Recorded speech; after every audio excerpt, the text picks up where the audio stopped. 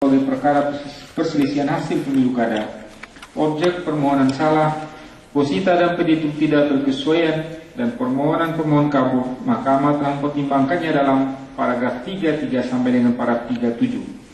Selain itu, eksepsi tersebut pada poin 3 dan poin 4 telah memasuki pokok permohonan sehingga akan dipertimbangkan bersama-sama dengan pokok permohonan. Tentang pokok permohonan, menimbang bahwa selama kami mencermati permohonan dan keterangan pemohon, jawaban termohon, keterangan pihak terkait 1 dan pihak terkait 2, bukti-bukti dari para pihak, keterangan saksi-saksi dari pemohon dan kesimpulan dari para pihak, maka mempertimbangkan sebagai berikut. Bahwa pemohon mendalilkan adanya permasalahan daftar pemilih tetap berupa nama pemilih ganda, pemilih di bawah umur, pemilih yang telah meninggal dunia, pemilih fiktif, dan ketidaksesuaian NIK. Untuk membuktikan dalil akuo, pemohon mengajukan bukti P3, P4, P7, P15, P17, 19, 20, 22, 23, 24, dan 26 berupa DPT, rekapitulasi daftar penduduk potensial pemilih pemilu, dan rekapitulasi kemajuan pelayanan perekaman data masyarakat dalam rangka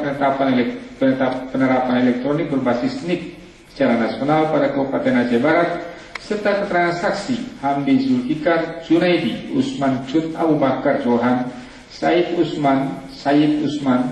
Edi Sutirtoto, Amran Chandra, Rusli, Saifullah, dan Abdul Jalil.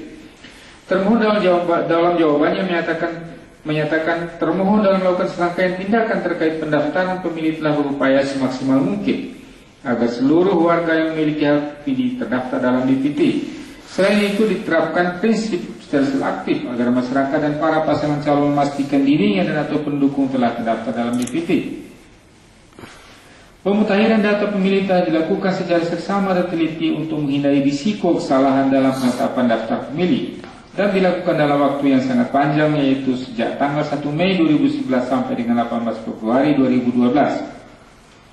Bahwa dalam rentang waktu yang sangat panjang dikarenakan beberapa kali terjadi pergeseran jadwal pemilu kada, termohon dengan segala kesulitan dan tantangan dihadapi telah berupaya keras untuk memastikan seluruh warga yang berhak memilih masuk dalam DPT.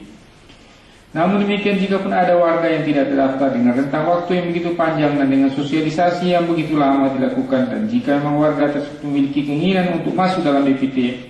tentunya warga tersebut akan mendaftarkan diri pada petugas yang telah ditunjuk.